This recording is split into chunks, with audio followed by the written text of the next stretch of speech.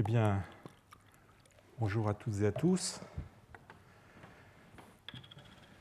Alors, parmi les papyrus qui se trouvaient dans la jarre, cette fameuse jarre dont je vous ai longuement entretenu les deux précédents cours consacrés à l'enseignement du Grammatikos, eh bien, se trouve un document exceptionnel qui fait partie de cette anthologie que Dioscore s'est constituée afin de disposer de modèles qu'il pouvait utiliser lui-même ou peut-être aussi ses élèves.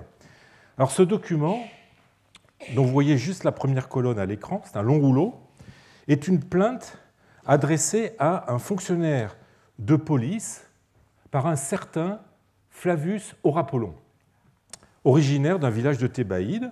Flavius Orapollon qui est en butte à des manœuvres de son épouse et cousine, qui a quitté le domicile conjugal et qui tente de s'approprier tous ses biens. Alors, il s'agit d'un document que Dioscore a trouvé peut-être lors de son séjour à la capitale de la province de Thébaïde, dont dépendait le village natal aussi bien de Dioscore que d'Orapollon, et que Dioscore a peut-être recopié à cet endroit. Alors, voici plutôt la traduction d'un passage appartenant à la première colonne, qui malheureusement, comme vous le voyez, est très lacunaire sur son côté gauche, et à cause de cela oblige à des restitutions qui, nous dit le premier éditeur, Jean Maspero, n'ont d'autre prétention que de compléter approximativement le sens quand il se laisse deviner. Alors, je vous rassure, le sens général est dans l'ensemble assuré, et par endroits se laisse même appréhender avec certains détails qui sont du plus haut intérêt pour mon propos.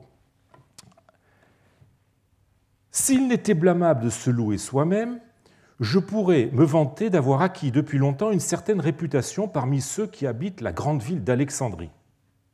Fréquentant assidûment les académies du lieu, j'ai toujours conservé l'honnêteté de mes mœurs.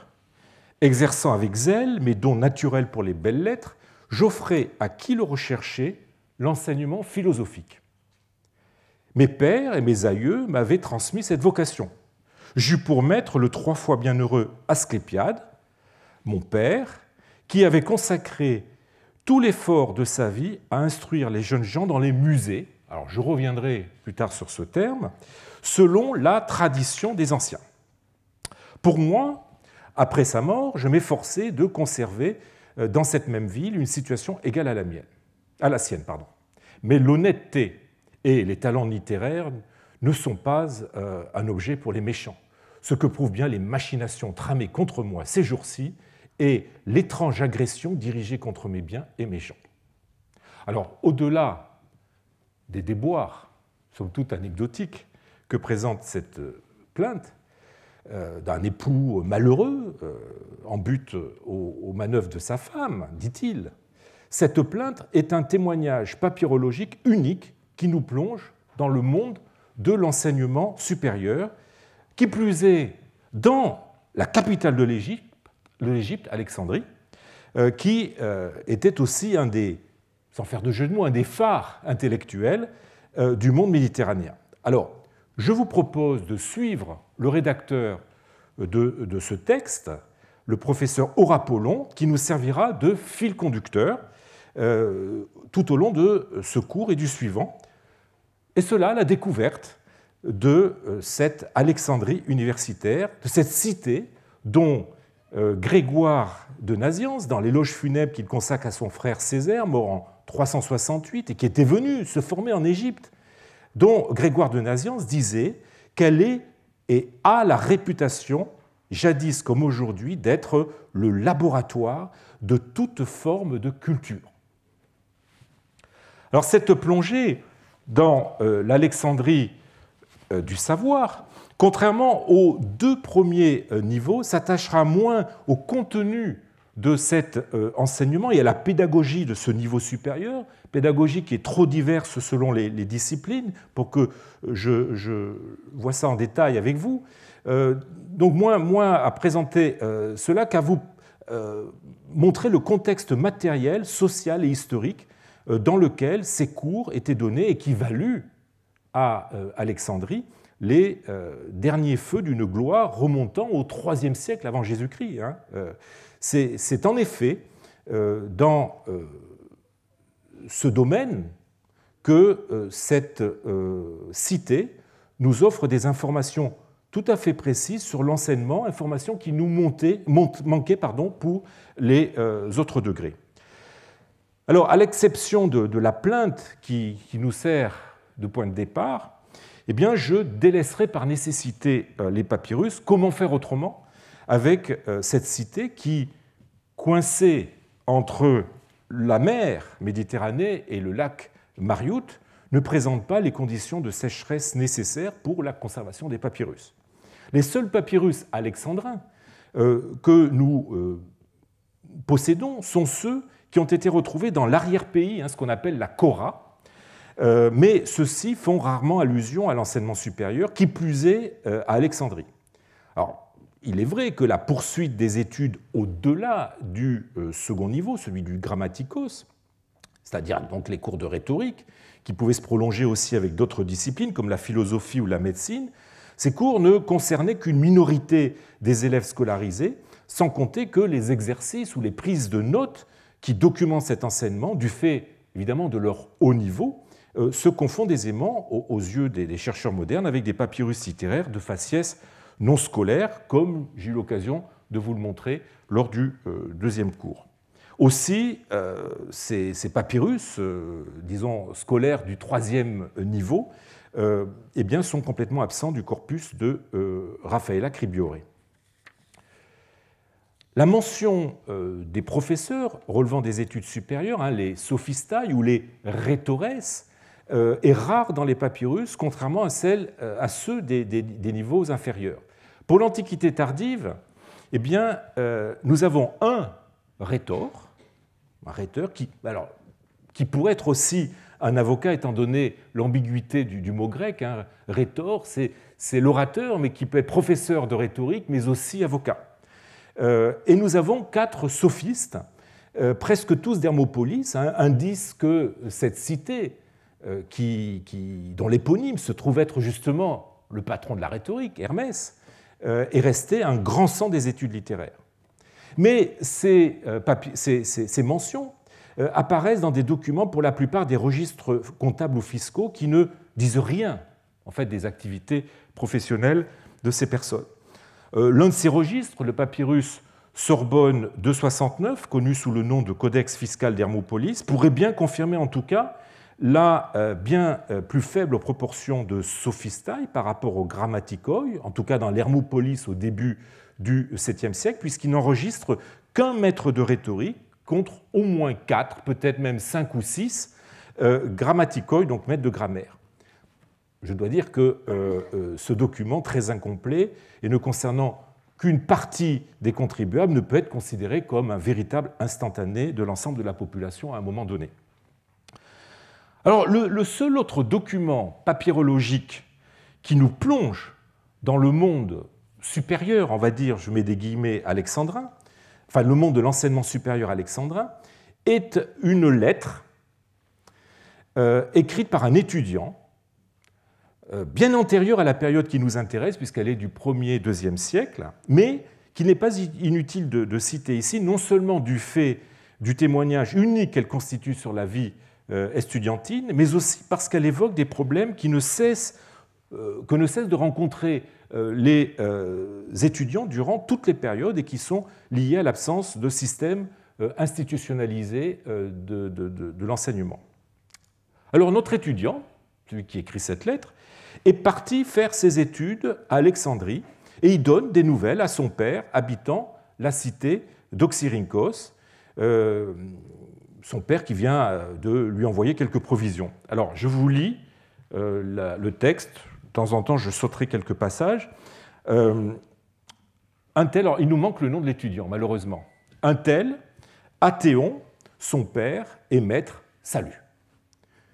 Tu as dissipé notre très grande inquiétude en nous faisant savoir que ce qui s'était passé au théâtre était indifférent. Alors là, il y a une allusion à quelque chose, on en saura un petit peu plus tard, mais apparemment, notre étudiant s'est retrouvé impliqué dans des désordres, on va dire, au théâtre, dont son père a eu vent. J'espérais, en me hâtant de venir ici, donc Alexandrie, d'y gagner de magnifiques avantages. Et qu'ai-je en récompense de mon zèle? Car pour l'instant, dans ma quête d'un professeur, philologos, je découvre que Kérémon, le catéguétès, vous vous souvenez, c'est l'enseignant privé, et Didyme, le fils d'Aristoclès, en qui j'avais placé l'espoir du succès, ne sont plus en ville, et je ne trouve que des déchets entre les mains desquels la plupart des élèves sont allés droit à la ruine de leur talent. Je t'ai écrit précédemment, comme j'ai aussi écrit à Philoxène et ses amis, de considérer ce problème. Et ils m'ont recommandé à celui qui a toute leur estime, mais que tu as immédiatement rejeté sous prétexte que tu l'as toi-même condamné pour manque total d'expérience. Quand j'ai fait part à Philoxène de ton opinion, il s'est rangé à ton avis, disant que s'il éprouvait de la compassion pour la cité, c'est-à-dire Alexandrie, c'est bien uniquement pour sa pénurie de sophistes, sophistae. Et il m'a dit que Didyme, à ce qu'il semble, un de ses amis, descendu au sud et ayant là-bas une école, s'occuperait, entre autres, des fils d'Apollonios, fils d'Hérode. Bon. Car eux aussi étaient jusqu'à maintenant à la recherche d'un enseignant plus habile depuis la mort du professeur dont ils suivaient les cours. Pour ma part, je prie pour ne pas voir ce Didyme, même de loin, si je veux trouver des enseignants dignes de ce nom. Et je suis découragé par le seul fait que ce monsieur ait cru bon d'entrer en compétition avec d'autres, lui qui était un professeur de province. Maintenant que tu sais qu'à moins de dépenser vainement des sommes exorbitantes en honoraires, il n'y a rien à tirer d'un enseignant et que je suis livré à moi-même, écris-moi vite ce que tu en penses. J'ai Didyme, alors il s'agit d'un autre Didyme, j'ai Didyme qui, comme Philoxène le dit aussi, me consacre tout son temps et m'aide de tout son possible. Par ailleurs, en assistant aux déclamations publiques des rhéteurs, parmi lesquels il y a Posidonios, je tirerai quelques profits si les dieux le veulent. C'est le découragement pour tout cela qui me force à négliger ma personne, pour autant que ceux qui n'ont pas encore de travail ne sont pas censés avoir de telles préoccupations, surtout quand ils ne gagnent même pas d'argent. Car il y a une époque où, pendant quelques jours, ce bon Héraclas, et bon est à prendre ici avec de l'ironie, il s'agit d'un serviteur, maudite soit sa méchanceté, rapportait quelques oboles. Mais maintenant, à peine fut-il enchaîné par Isidore, comme il le méritait, qu'il a fui, et je le devine, s'en est allé te retrouver. Sache bien qu'il n'hésitera jamais à conspirer contre toi. Tout d'abord, il n'a pas eu de scrupule à répandre, en s'en réjouissant, des ragots à travers la cité sur ce qui s'est passé au théâtre, et à raconter des mensonges qu'un accusateur n'aurait même pas osé proférer. Bon, là, je saute un passage, et ensuite, il en vient à parler d'un certain Diogas, qui est peut-être son petit frère. Tu sais, comme tu le sais, Diogas apprend aussi à lire et à écrire. Le temps que tu envoies le petit, à Alexandrie, d'Axéricos à Alexandrie, nous verrons pour un logement plus vaste chez un particulier, car pour être voisin de Dionysios, nous étions installés dans un endroit trop petit. Et puis, il accuse à la fin réception de provisions qu'il a fait parvenir à son père.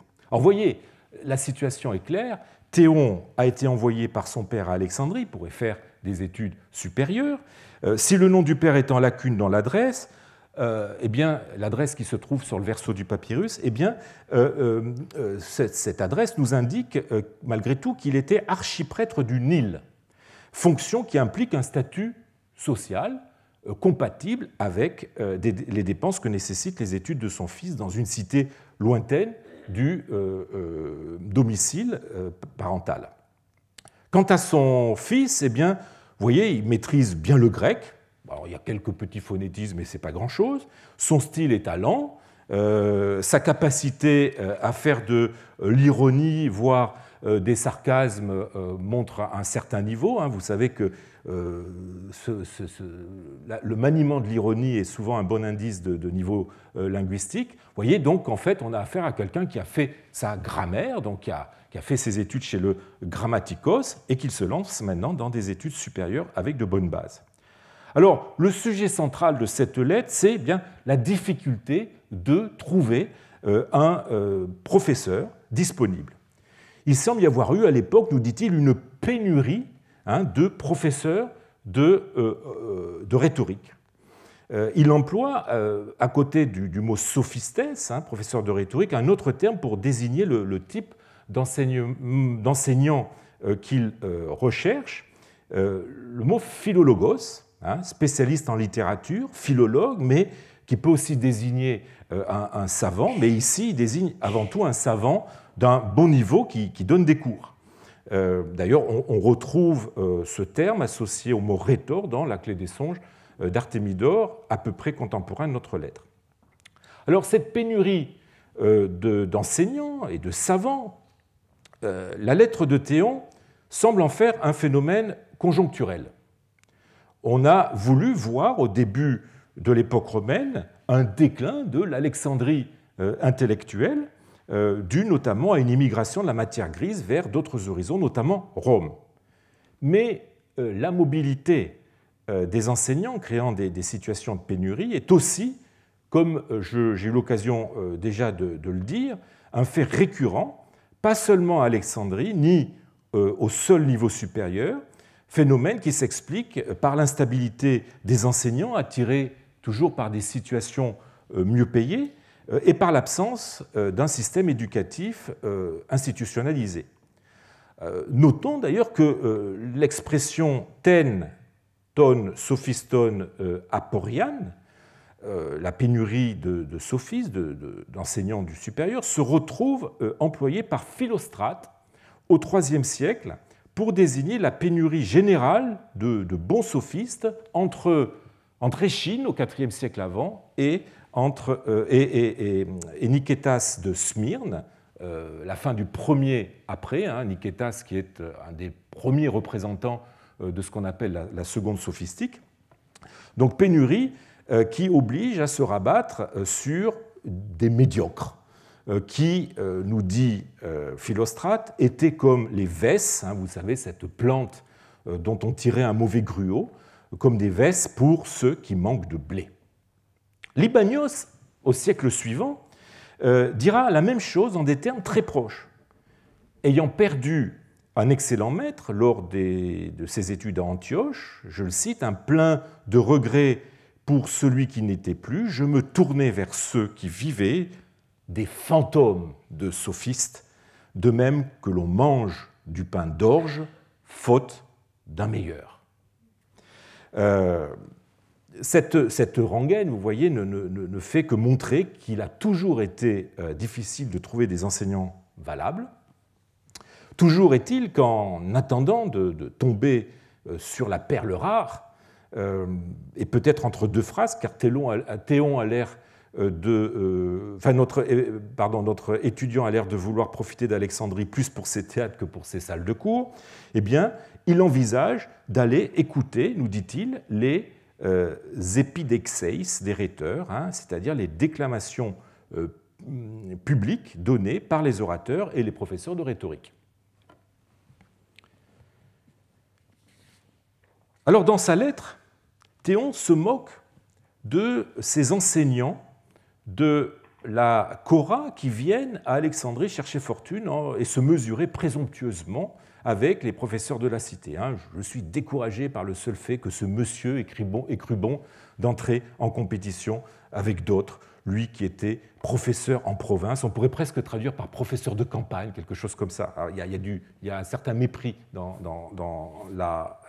l'expression qu'il emploie. C'est là un phénomène bien connu et naturel pour une cité, évidemment, qui attire inévitablement la matière grise du reste de la Cora. C'est le cas, justement, de notre Apollon. Alors, reprenons la plainte dont je vous ai lu un extrait en introduction. Le début de ce document décline l'identité du plaignant, évidemment. Libelle, contradictoire, remis par moi, Apollon, fils d'Asclépiade, le clarissime et très éloquent philosophe. Alors, clarissime et très éloquent sont deux épithètes honorifiques très codifiées qui sont portées, la première par un membre de l'ordre inférieur de la classe inférieure de l'ordre sénatorial et la seconde par des lettrés. Donc, clarissime et très éloquent philosophe, propriétaire à Phénébitis. Alors, vous voyez, propriétaire à Phénébitis, c'est ça qui m'intéresse, et ce renseignement est confirmé par deux autres sources, puisque notre Apollon fut une figure assez célèbre de l'Alexandrie intellectuelle et se trouve donc cité dans d'autres sources, dans des sources littéraires.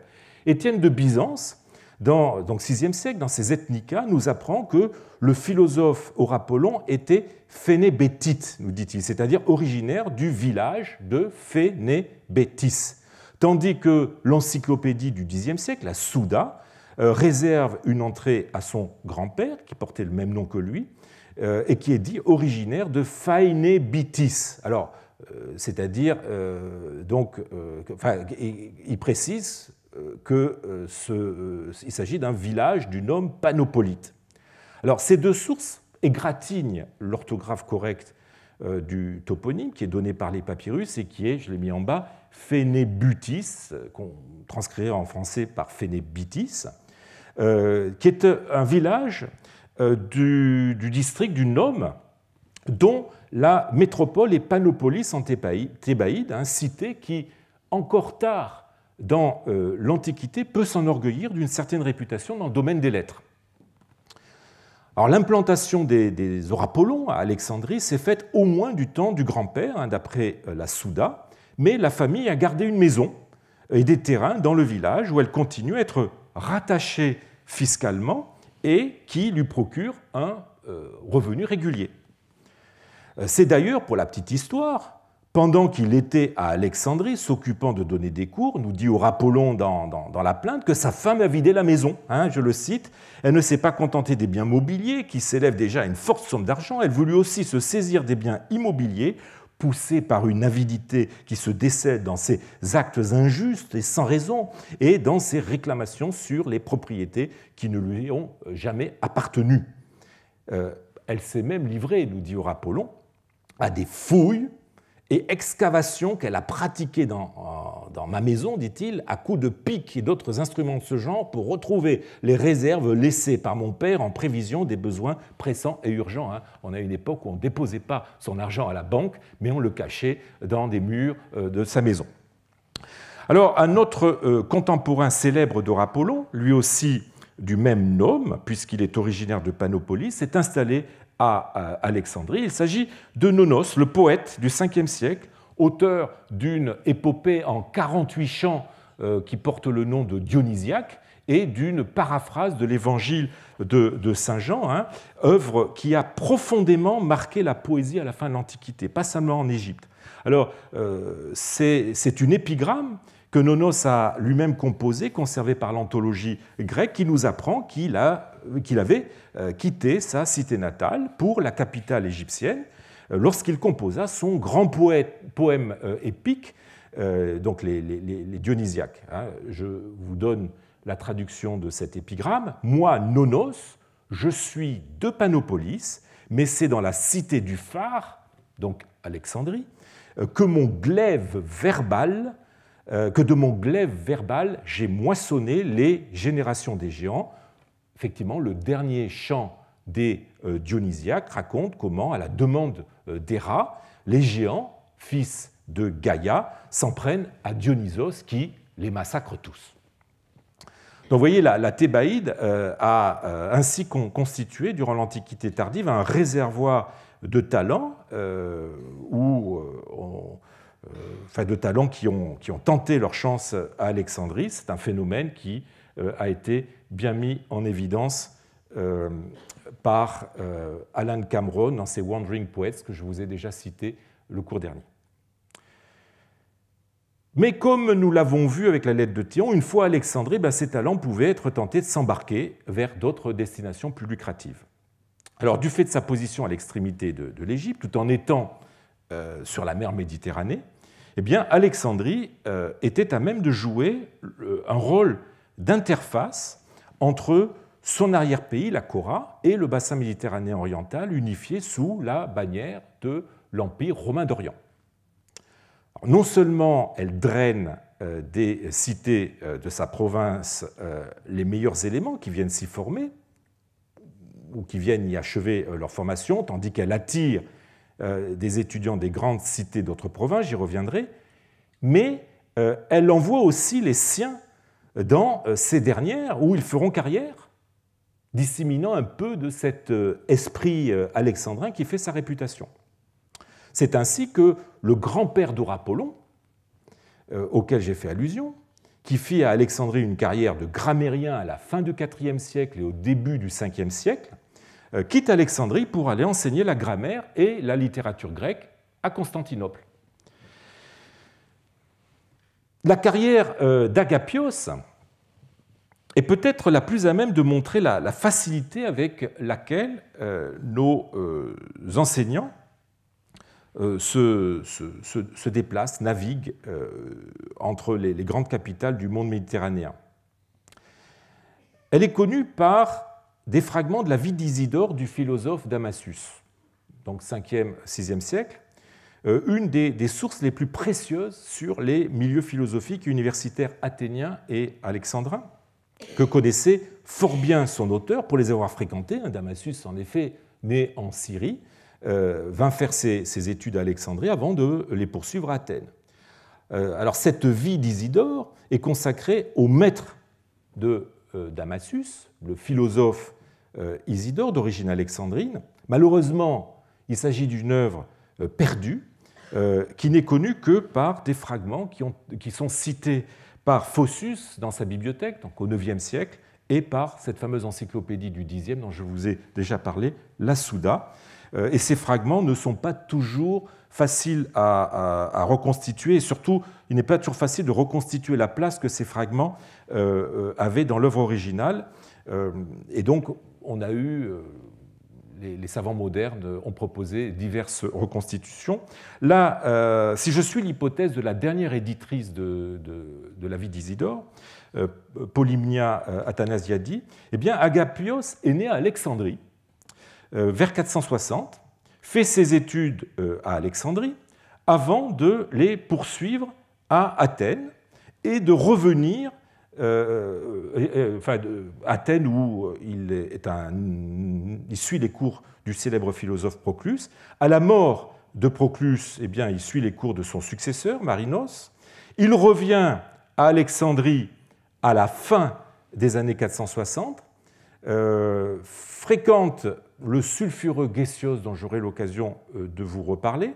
Arrêté sous Zénon pour son paganisme, eh bien, il décide, après sa libération, d'aller tenter sa chance à Constantinople, où il ouvre une école philosophique.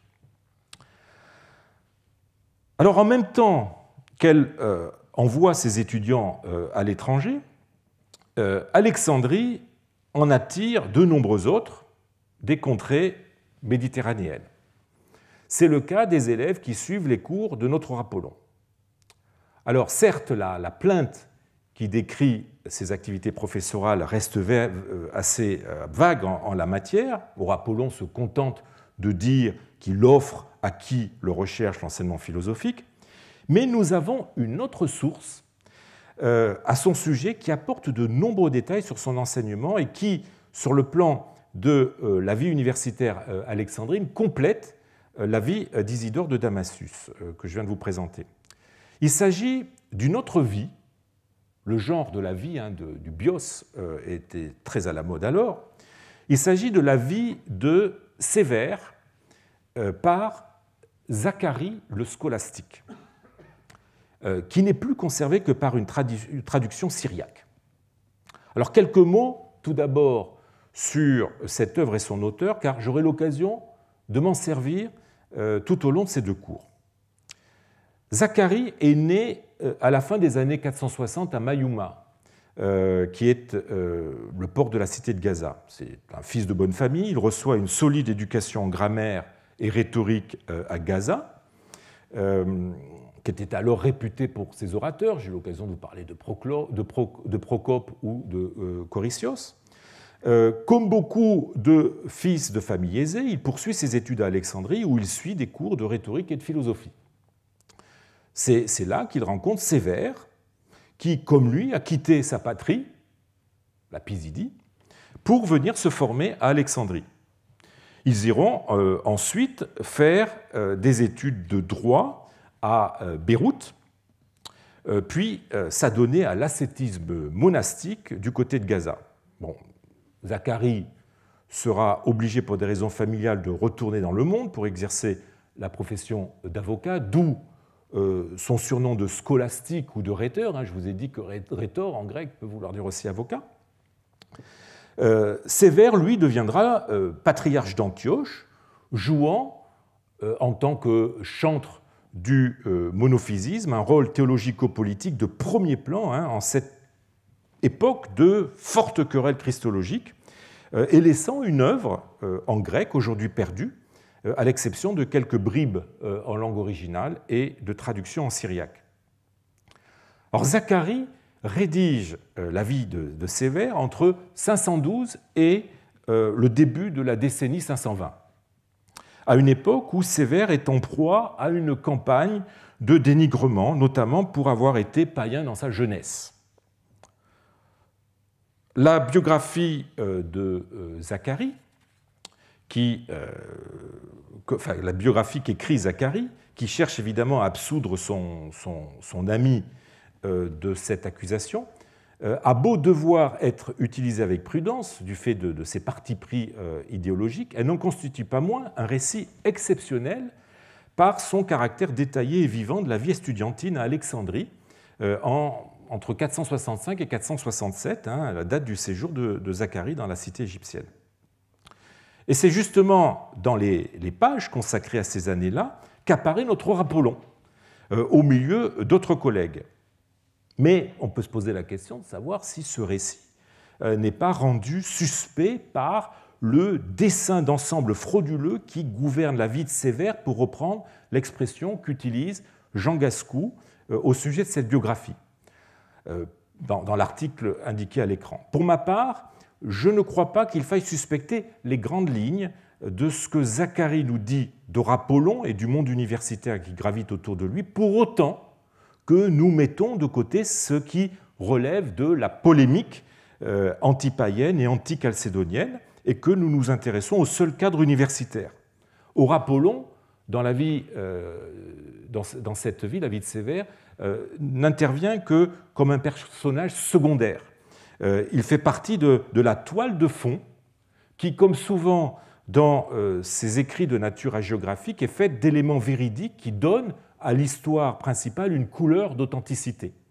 Autrement dit, ce n'est pas parce que le propos central, c'est-à-dire l'histoire de la conversion au christianisme d'un certain Paralios, formant une sorte de parabole dissimulée des errances confessionnelles de Sévère d'Antioche, ce n'est pas parce que ce propos central est suspect d'idéologie que l'on doit soupçonner systématiquement ce qui nous est dit de la vie universitaire d'Alexandrie et de ses protagonistes.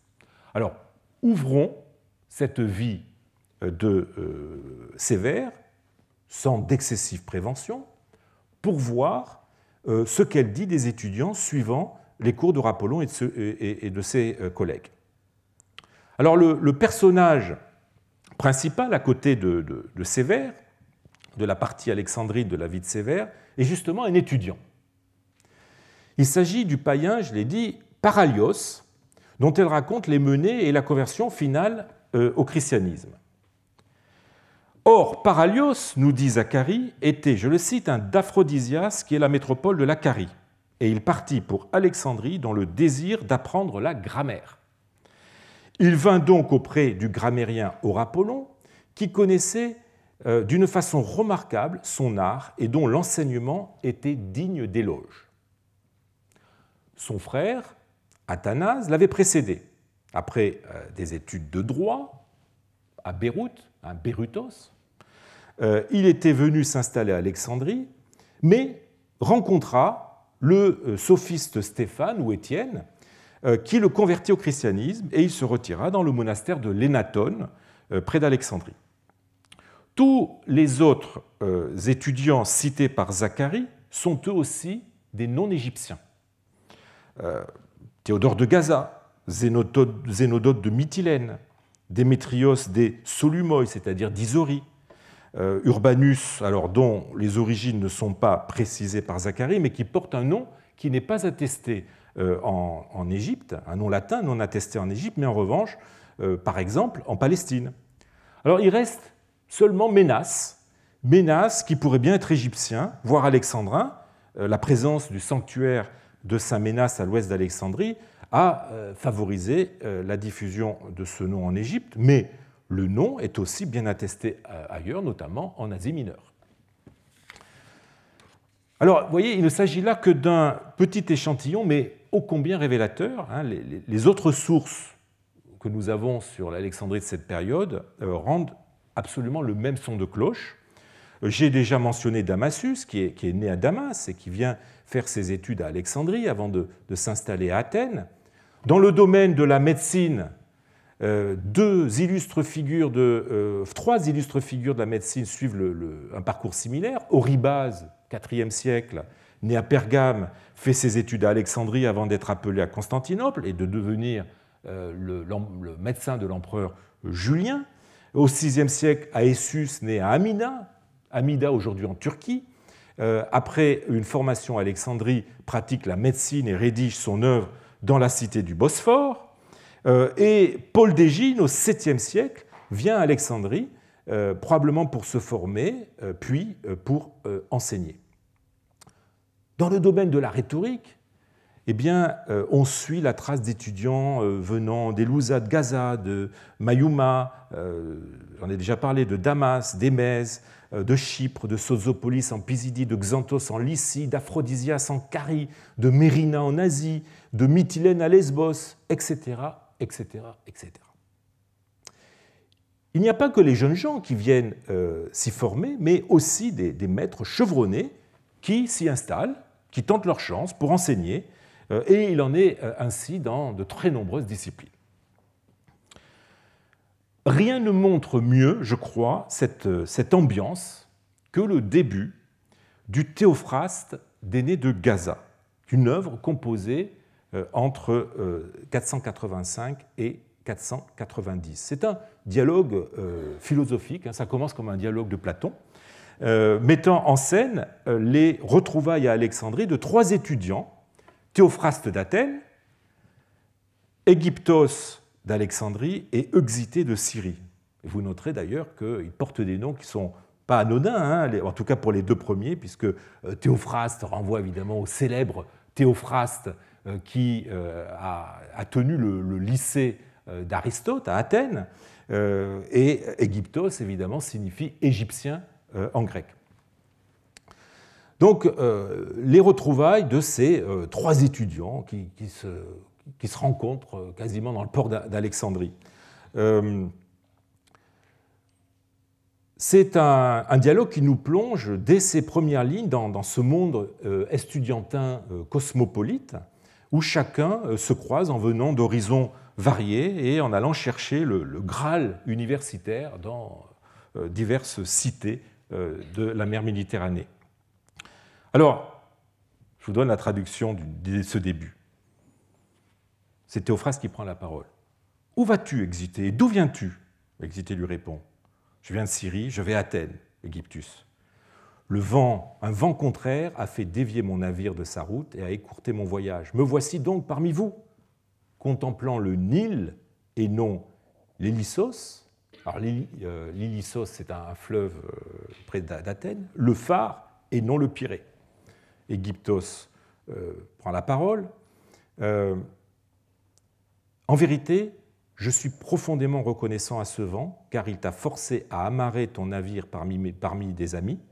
Ne te souviens-tu pas de la philosophie d'Hiéroclès d'Alexandrie? Donc là, il rappelle les vieux cours qu'il a suivis avec lui, à l'école duquel nous avons étudié tout jeune déjà, en ayant l'un pour l'autre beaucoup d'affection et en se faisant aussi beaucoup d'amis. Quant à moi, je ne sais pas si j'ai jamais éprouvé autant de chagrin que lorsque tu t'es éloigné de nous pour aller te gorger parmi les Syriens d'une sagesse éclectique. Alors, ça continue comme ça. Alors, ce qui frappe, c'est l'extrême mobilité, vous voyez, de ces étudiants qui n'hésitent pas, durant leur formation, à séjourner dans plusieurs centres universitaires en fonction des disciplines étudiées. Pour le droit, ce sera plutôt Beyrouth, pour la philosophie, Athènes, etc., etc.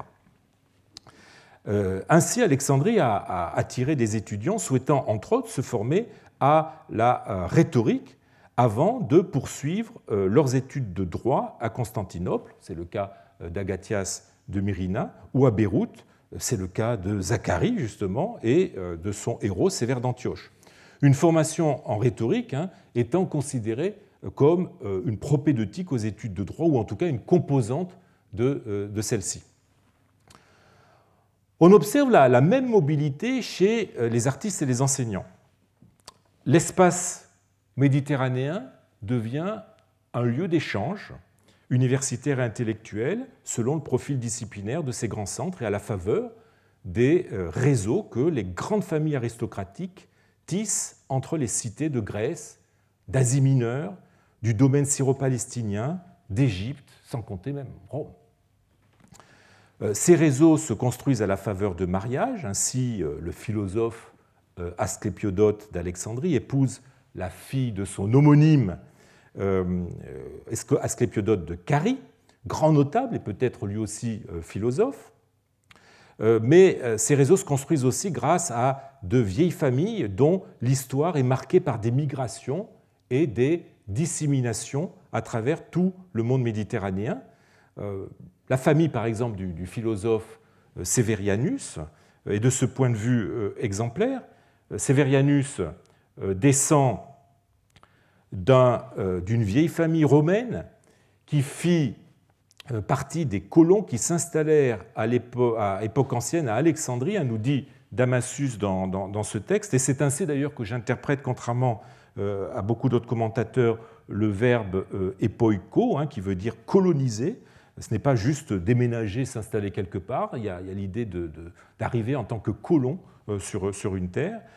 Et donc, cette famille à époque ancienne a été...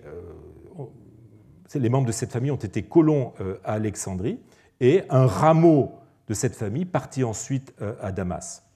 Alors, vous voyez, tout cela prédispose les rejetons de ces grandes familles à se sentir un peu chez eux, partout, aux quatre coins de la Méditerranée. Dans le domaine de la philosophie, par exemple, se dessine de plus en plus nettement un axe d'attraction et de concurrence entre Alexandrie et l'autre grand centre philosophique de cette époque, j'ai fait allusion, Athènes. J'ai déjà parlé de Damasus. Un autre exemple, peut-être plus ancien, qui nous montre ce va-et-vient constant d'étudiants et d'enseignants entre ces deux axes, eh bien, c'est Syrianus. Il est né à Alexandrie. Il se rendit à Athènes pour suivre les cours de Plutarque, fondateur de l'école néoplatonicienne d'Athènes à la fin du IVe siècle. Il y côtoie Hiéroclès dont je viens de vous parler, qui plus tard s'installera à Alexandrie pour y enseigner la philosophie néoplatonicienne. À la mort de Plutarque, entre 431 et 434, eh bien, Syrianus lui succéda à la tête de son école et eut, parmi ses étudiants, un Alexandrin du nom d'Hermias, qui se fit remarquer par ses qualités et à qui eh bien, il donna sa fille Aïdésia. Cet Hermias revint plus tard à Alexandrie, où il obtint un poste public de professeur et devint un des philosophes les plus importants de sa génération. Il eut deux fils, Ammonios et Héliodore. Suivant l'exemple de leur père, ils partirent se former à Athènes, auprès de Proclus. Proclus, qui de son côté, originaire d'une famille lycienne née à Constantinople, avait lui-même fait ses études à Alexandrie, puis à Athènes, avant de succéder à Syrianos. Ammonios rentra vers 470 à Alexandrie, où il put récupérer, grâce à sa mère Aïdésia, le poste de son père qu'il occupa jusqu'à sa mort entre 517 et 526. Vous voyez, c'est un peu complexe, mais vous voyez qu'on a affaire à des gens qui circulent, qui sont en perpétuel va-et-vient entre Alexandrie et Athènes, et ces va-et-vient continuels expliquent d'ailleurs aussi certaines confusions dans la bibliographie moderne. On a longtemps pensé, par exemple, qu'il y avait deux Stéphane, l'un d'Alexandrie, qui était plutôt philosophe, l'autre d'Athènes, qui était plutôt médecin, jusqu'à ce qu'on comprenne en fait qu'il devait s'agir du même personnage. Il serait né à Athènes vers 550-555, puis il aurait vécu quelques années à Alexandrie, où il suivit une formation en médecine et en philosophie, dans des cercles proches de Jean Philopon, et commença à enseigner ces deux disciplines. Puis, à l'invitation de l'empereur Héraclius, il alla enseigner la philosophie à Constantinople, donc on est au début du 7e siècle, emportant, et ça c'est un détail qui n'est pas anodin, emportant avec lui sa bibliothèque, ce qui aurait permis, selon Marwan Rached, le transfert dans la capitale de l'Empire d'un ensemble de textes d'origine alexandrine, formant le noyau de ce qui constituera plus tard la collection philosophique rassemblée à Constantinople au milieu du IXe siècle. Donc, vous voyez, les personnages bougent, mais les écrits aussi se déplacent et vont essaimer un peu partout. La relation entre Athènes et Alexandrie, ou les relations, devrais-je plutôt dire, entre Athènes et Alexandrie sont à ce point imbriquées qu'elles donnent naissance à ce que l'on pourrait appeler des filières qui se renforcent au gré des alliances familiales, je l'ai dit, et des relations de maître à disciple. Elles interviennent dans un climat hautement concurrentiel où les cités, comme les enseignants, cherchent à attirer, je dirais même à débaucher, le plus d'étudiants possible. Libanios, grand Libanios, résume cet état d'esprit dans sa réponse à ceux qu'il avait appelés arrogants. Un discours qu'il a composé en 380 ou 381. Je vous donne la traduction. Oui, j'ai défait tel sophiste. Alors, je rappelle que Libanios est un illustre orateur, illustre sophiste. Oui, j'ai défait tel sophiste. J'ai fermé la bouche à tel autre. J'ai fait trébucher un troisième. J'ai fait toucher les épaules à un quatrième. J'ai mis en fuite un cinquième. J'ai semé la panique chez ceux d'Égypte, malgré leur nombre, et chez les trois d'Athènes, quand je fus appelé par le Sénat de chacune des deux cités. Vous voyez, il circule, il est invité à droite à gauche, il prononce des discours et comme il le dit,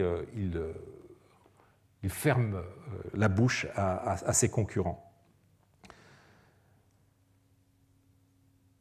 Et donc vous voyez dans ce texte, il présente Antioche, où il enseigne, comme étant en concurrence avec les deux autres principaux centres de la culture grecque de son époque, Athènes et Alexandrie, au nom d'un patriotisme qui n'a d'égal d'ailleurs que l'arrogance dont il se défend dans ce discours. Alors, à peine 20 ans plus tard, en 399, Cynésius de Cyrène écrivait à son frère « Maintenant, à l'époque qui est la nôtre, c'est l'Égypte qui a reçu les semences d'Hypatie, c'est-à-dire en fait la philosophie, et je reviendrai sur Hypatie plus tard, et qui les a fait lever. La cité d'Athènes était autrefois un foyer de savoir, mais maintenant sa gloire lui vient des fabricants de miel. » Un siècle plus tard, un des personnages du Théophraste d'Énée de Gaza, que je vous ai présenté il y a quelques minutes, le Syrien Euxité raconte qu'entendant parler de la décadence de l'enseignement de la philosophie à Alexandrie, eh bien, il a préféré aller se former à Athènes. Vous voyez, au-delà des hauts et des bas que connaissent ces grands centres, une concurrence féroce se joue entre eux, n'en stimulant pas moins les échanges et les va-et-vient. Mais dans cette lutte sans merci pour attirer étudiants et professeurs, encore faut-il pouvoir offrir un environnement propice à des conditions d'études et d'enseignement qui soient jugées supérieures. Alors la plainte d'Horapollon y fait allusion en parlant des académies que fréquente Horapollon. Le texte grec, agon gar skolen peritas ekeise academias, où l'expression agon skolen signifie littéralement passer son temps, mais a peut-être ici aussi le sens de faire court. Scoler, c'est aussi l'école. Il parle aussi dans ce même texte des musées auxquels son père a consacré tout son travail. C'est ce qu'il nous dit, Asclépiade, mon père, qui avait consacré tout l'effort de sa vie à instruire les jeunes gens dans les musées, selon la tradition des anciens. Alors, je reviendrai plus tard sur le sens précis qu'il faut donner aux mots académie et musée dans ce texte. Mais pour l'instant, qu'il me suffise de vous dire que nous ne les avons pas rencontrés quand nous nous sommes intéressés aux écoles primaires et secondaires. Et donc ces mots, en fait, renvoient à des réalités qui participent de ces conditions d'études qui donnent à Alexandrie tout son relief en matière d'enseignement supérieur et qui ont aidé à sa réputation. Donc, j'y reviendrai. Alors, cette réputation, justement, eh bien, elle remonte, comme vous le savez, à loin. Il y a quelques siècles encore, Alexandrie pouvait s'enorgueillir d'avoir la plus grande bibliothèque du monde grec, qui n'a pas été pour rien dans la venue de nombreux savants, de nombreux poètes, de nombreux littérateurs à la cour des Ptolémées. Mais si nous manquons d'informations sur l'histoire de cette bibliothèque, détruite on ne sait exactement quand, peut-être dans un incendie qui se déclara durant la guerre civile entre César et Pompée, pendant des massacres ordonnés par Caracalla en 215, ou au cours de combats entre les troupes d'Aurélien et de Zénobie de Palmyre en 272, on ne sait. Eh bien, ce qui est certain, c'est qu'au IVe siècle, elle n'existait plus, cette bibliothèque, en tout cas en tant que telle. Quant à la bibliothèque annexe, ce qu'on appelle la bibliothèque sœur, celle du Sérapéum, eh bien, elle a probablement été détruite en même temps que le sanctuaire en 391, dans des échauffourées sur lesquelles j'aurai l'occasion de revenir. Alexandrie n'en recélait pas moins d'importantes bibliothèques qui pouvaient attirer les savants, comme 3 siècles plus tôt, le médecin Thessalos de Tralles, 1er siècle après Jésus-Christ, qui nous dit avoir parcouru les bibliothèques d'Alexandrie en quête de science et y avoir découvert un livre de Nékepso, célèbre et presque mythique astrologue, contenant 24 manières de traiter le corps entier et toutes les maladies selon chaque signe du zodiaque au moyen de pierres et de plantes. Vous voyez, c'est ce qu'on appelle la iatromathématique, c'est-à-dire la médecine qui combine aussi l'astrologie. Et donc, il dit que c'est un livre qui le confondit d'admiration. On pouvait donc faire encore de sacrées découvertes à Alexandrie. Mais, comme j'avais déjà eu l'occasion de vous le dire lors de mon cours sur les bibliothèques, il y a lieu de penser que ces bibliothèques publiques ont suivi le sort de celles de l'Occident à partir du IIIe, IVe siècle, c'est-à-dire celui d'un rétrécissement généralisé.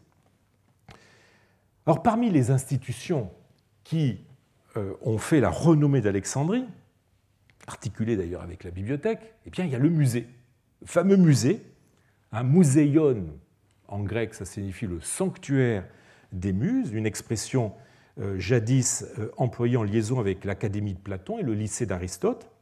Ce musée a pendant longtemps constitué un modèle aux yeux du monde hellénophone, au point que certaines cités ont tenté de le reproduire. Alors qu'est-ce que le musée ? Eh bien, c'est une institution qui accueillait des savants dont l'État subventionnait les travaux. Une sorte de centre de recherche, l'ancêtre de notre CNRS par exemple. Contrairement à la bibliothèque, son activité s'est poursuivie sous le Haut Empire ou au début de l'Antiquité tardive avec certaines inflexions. Les empereurs en avaient fait un moyen de récompenser non seulement des intellectuels, ce qui est normal, mais aussi des hommes appartenant à d'autres milieux sans obligation de résider sur place. C'est ainsi qu'Adrien y fit rentrer 2 sophistes qui assumèrent des fonctions politiques pour lesquelles l'empereur voulut les récompenser par le statut purement honorifique de membre du musée, Denis de Milet, qu'il venait de nommer procurateur, et Polémon de Smyrne, qui avait été placé à la tête de Laodicée. Et aucun d'entre eux n'eut l'occasion de résider au musée. Donc on est dans une politique purement de récompense honorifique. Voilà. Et d'ailleurs, je vous renvoie à l'article de Naftali Lewis, les articles de Naftali Lewis sur ce sujet. Alors le dernier pensionnaire du musée que mentionnent nos sources semble être le philosophe mathématicien Théon, le père de la célèbre Hypatie, qui a vécu au IVe siècle. Comme je le répète, je vous parlerai d'Hypatie la semaine prochaine. Zacharie de Mytilène, toujours lui, nous parle dans son Ammonios, fin 5e, du sanctuaire des Muses fréquenté par les poètes, les rhéteurs et les grammairiens qui font des déclamations, épideixis, pas d'excès. On pourrait croire qu'il y a une allusion à ce musée. Je vous l'ai dit, le dernier pensionnaire est du IVe siècle. On pourrait avoir ici, à la fin du Ve, une allusion à ce musée, mais en fait, le contexte n'est plus du tout le même. Ce sanctuaire des Muses, dont nous parle Zacharie, n'est ni plus ni moins qu'une périphrase pour le plus courant mouseion, qu'Horapollon emploie au pluriel dans sa plainte. Et le pluriel montre bien que nous n'avons plus du tout affaire au musée créé sous les Ptolémées, mais donc à une institution unique, mais plutôt à autre chose, le pluriel. On retrouve d'ailleurs ce terme au pluriel chez Énée de Gaza, toujours dans son Théophraste, composé, je vous l'ai dit, à la fin du Ve siècle, où un des protagonistes, Égyptos, se plaint, non sans nostalgie, que, je le cite, les orchestres des théâtres et les hippodromes d'Alexandrie sont florissants alors que la philosophie et les muséia, c'est-à-dire les musées, sont tombés dans un terrible silence. On voit bien, d'après ces textes, que les muséia, donc le pluriel de museion, désignent des locaux où il ne s'agit plus de faire des recherches comme jadis, mais d'enseigner. On y donne des conférences publiques, des épideixeis, et des cours s'adressant à des étudiants, les néoi, les jeunes, comme le dit explicitement Horapollon dans sa plainte. Vous voyez, les jeunes gens, instruire les jeunes gens dans les musées. Il est évident que ce sens dérive du museion, musée des Ptolémées, qui, de lieu unique où des savants rémunérés par l'État se consacraient à la recherche, sur des productions placées sous le patronage des muses, tout en pouvant accessoirement donner des cours, eh bien, a fini par désigner n'importe quel lieu où des enseignants proposaient des cours et des conférences de niveau supérieur, probablement, j'aurai l'occasion d'y revenir, là encore, sous le contrôle de l'État. On trouve aussi comme synonyme, pour désigner ces lieux d'enseignement, diatribé, qui peut vouloir dire salle de cours ou école en général, et aussi, plus amusant, frontisterion, qui signifie mot à mot lieu de méditation, de pensée, et qui est qu'on retrouve plusieurs fois dans les textes de cette époque, qui désigne aussi une école, et qui est un clin d'œil à Aristophane, puisque vous vous souvenez peut-être que dans les nuées, eh bien, on se moque de... Ce terme est utilisé ironiquement pour désigner l'école de Socrate, le pensoir. On pourrait traduire comme ça le pensoir de Socrate. Donc, voilà, et frontisterion est utilisé notamment par Zacharie pour désigner l'endroit où un de ces personnages suit le cours du philosophe Ammonios dont je vous ai parlé. Quant au mot académie, utilisé là encore au pluriel par Horapollon dans sa plainte, comme musée, eh bien, il renvoie au souvenir de l'école de Platon et d'Aristote. Il est un écho direct de l'académie. Musée renvoie à l'école de Platon et d'Aristote, mais évidemment pas académie. Et donc académie ici est un écho direct de l'académie platonicienne. Comme on le voit, la terminologie des établissements d'enseignement supérieur transpose des illustres précédents, d'autant plus que nous sommes ici en pleine période de néoplatonisme. Contrairement à Mouseion, qui n'implique pas une discipline précise, eh bien, Academiae doit désigner ici des écoles où l'on enseignait la philosophie, non nécessairement platonicienne, quoique, je dois dire, le terme puisse être utilisé de façon plus large. C'est une des rares attestations dans cette plainte du mot au pluriel qui anticipe l'usage médiéval et moderne d'académie, quand nous parlons aujourd'hui d'académie. Alors, avec ces academiae, avec ces museia, eh bien, nous pénétrons dans les infrastructures même de la vie universitaire alexandrine. Alors, en parlant de vie universitaire, je pourrais commettre un anachronisme qui m'oblige à faire immédiatement une espèce de caveat préliminaire. Vie universitaire donne irrésistiblement à penser que nous avons affaire à une sorte d'université. De fait, l'expression « université d'Alexandrie » a été souvent employée dans la bibliographie moderne au sujet des enseignements dispensés dans cette cité et pourrait faire croire à l'existence d'un établissement centralisé regroupant une communauté d'enseignants, une communauté, c'est-à-dire universitas, c'est de là que vient notre mot université, communauté d'enseignement donnant des cours suivant un programme coordonné.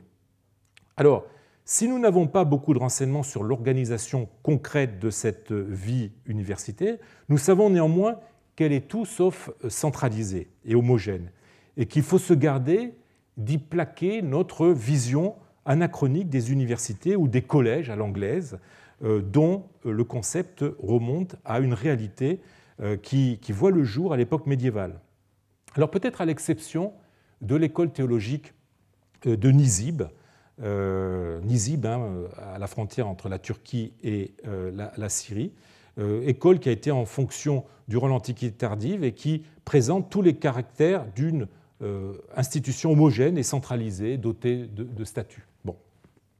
L'expression « école d'Alexandrie », qui est aussi employée dans la littérature moderne, n'est à son tour acceptable qu'à condition de ne pas lui donner un sens institutionnel, comme on peut parler à juste titre de l'école d'Athènes, en tant qu'il s'agit d'une institution dirigée par une succession de scolarques, c'est-à-dire de chefs d'école.